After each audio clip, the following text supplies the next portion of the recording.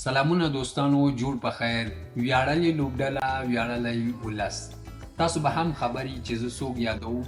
هغو دوستانو، زه خپل ویاړلي اتلان، د کرکټ اتلان یادوم، همداسې ویاړلی ولس، افغان ولس یادوم چې واقعا هم دوی ویاړلي دي، ځکه چې په هر ډګر کې دوی نړۍ حیرانه کړې ده او د خپلې بریا یې یو خوند او رنګ په جهان پرېښی دی.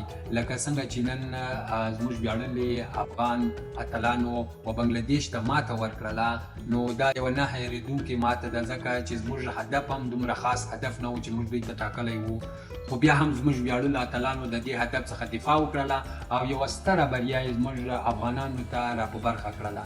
نو د دې سترې بریا مبارکي زه لومړنۍ تر ټولو دمخه خپل ویاړلي اتلانو ته وایم او همداسې زموږ ویاړلي ولس ته د دې سترې بریا مبارکي وایم. الله دې زموږ ویاړلې لوبډله همداسې بریالۍ او کامیابه لري.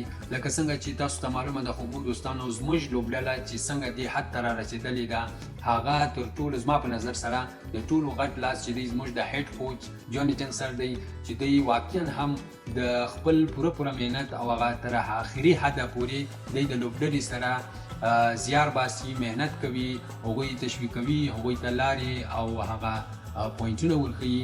نو د هغې نتیجه دا ده زموږ اتلان هم دی نه ناامیدوي او د دې سیله ورکوي. افغان لوبډله هر ځل په هر میدان کې ځلیږي. نو جونیټن سر ته هم د دې مبارکي وایم او ډېره مننه ترې کوم. تھینک یو جونیټن سر. همداسې ډي جې براوو خو ګر سره هغه ځایناستی پرېږدي، راوځي بونډري لاین ته د لوبغاړو د تشویق لپاره. واقعا هم زموږ اتلان ډېر بختور دي چې داسې هیډ کوچونه ورپه برخه سوي دي، داسې مدیران ورپه برخه سوي، داسې مشران ورپه برخه سوي دي د کرکټ.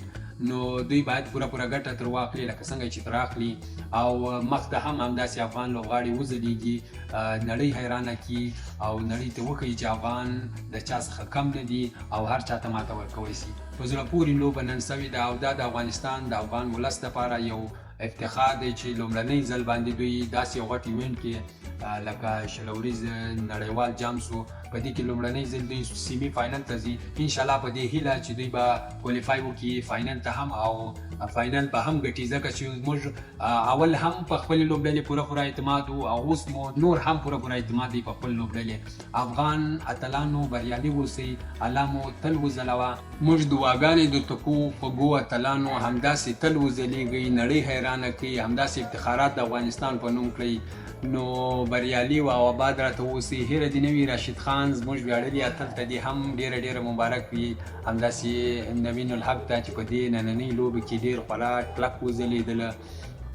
ټول اتلان زموږ ګلان دي، زموږ ویاړ دي. ګلبدین نایب سو، رحمان الله ګربز، ابراهیم زدران، نور احمد لنګړوال، همداسې نور کوم لوبغاړي چې دي زما سې نوم ویل شو ځکه چې زیات خوشحاله یم.